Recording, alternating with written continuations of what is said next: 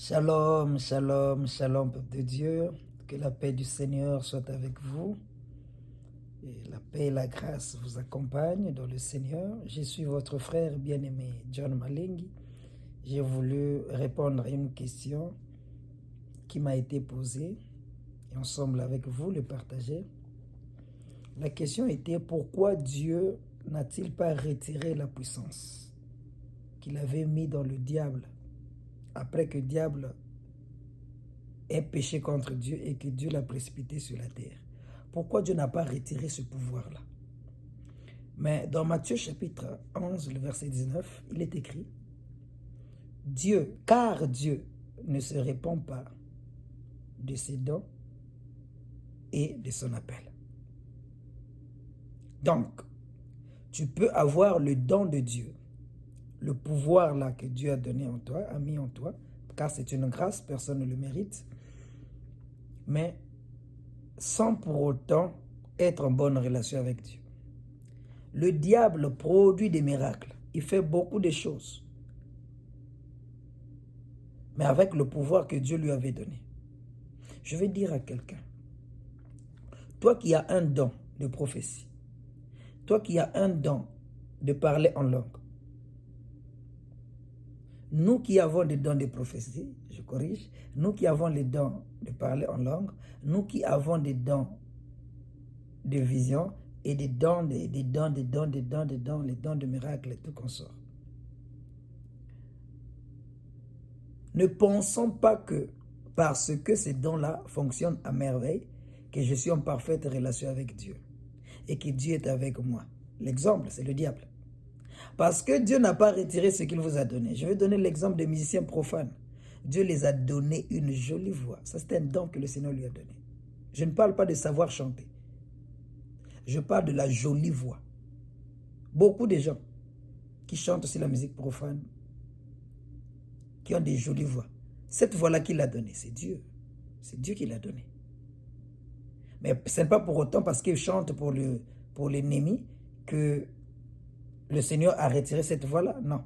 Toi aussi, le Seigneur, peut-être qu'il ne t'a pas retiré le don que tu as. Il ne te le retire pas. Il te le laisse car c'est un don qu'il t'avait donné. Mais parce que tu prophétises, tu penses que tu es en parfaite relation avec Dieu.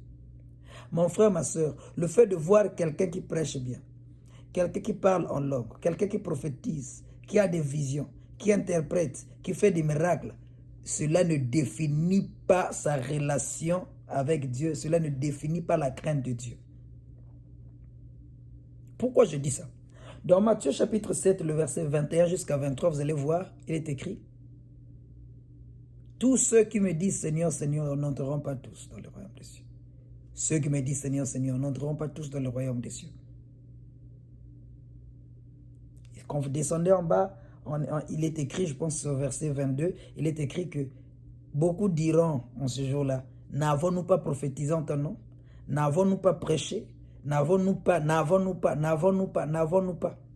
Et dans le verset 23 de Matthieu 7, dans le verset 23, il est écrit: et moi je leur répondrai que je ne vous ai point connu.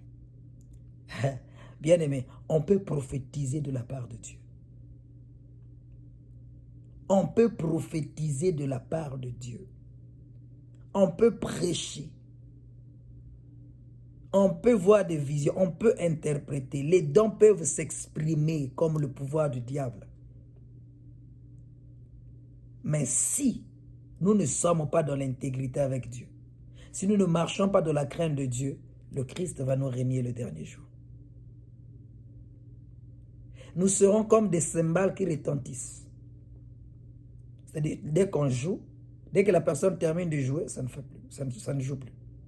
Si Dieu peut utiliser le buisson pour parler à Moïse, le Seigneur peut t'utiliser, tu prophétises, tu parles en langue, mais le dernier jour, le Seigneur te règne. Alors, ne nous fions pas à nos dons, mais fions-nous à la relation que nous avons avec le Christ. Maintenant là, je viens dire à quelqu'un, revois ta relation avec Dieu. Revois ta communion avec Dieu. Regarde où tu es tombé. Répare avec le Seigneur. Répare avec le Seigneur. Le Seigneur a besoin de toi. Le Seigneur a besoin de toi. Le souci de Dieu, ce n'est pas de nous voir périr, mais Dieu veut nous voir aller de l'avant. Alors le Seigneur a besoin de nous. Le Seigneur a besoin de toi, le Seigneur a besoin de moi. Ne perdons pas le temps. Si tu n'as jamais donné ta vie à Jésus, donne ta vie à Jésus pour être dans la relation. Si tu n'as jamais, si tu avais donné plutôt ta vie à Jésus et que la communion n'est pas bonne, cherche à rétablir la communion avec Dieu. Ne te fie pas à ton don, car le don ne te fera pas entrer dans le royaume des cieux. Mais l'intimité avec Dieu, la relation avec Dieu, te donnera ce qu'il faut. Que le Seigneur te bénisse.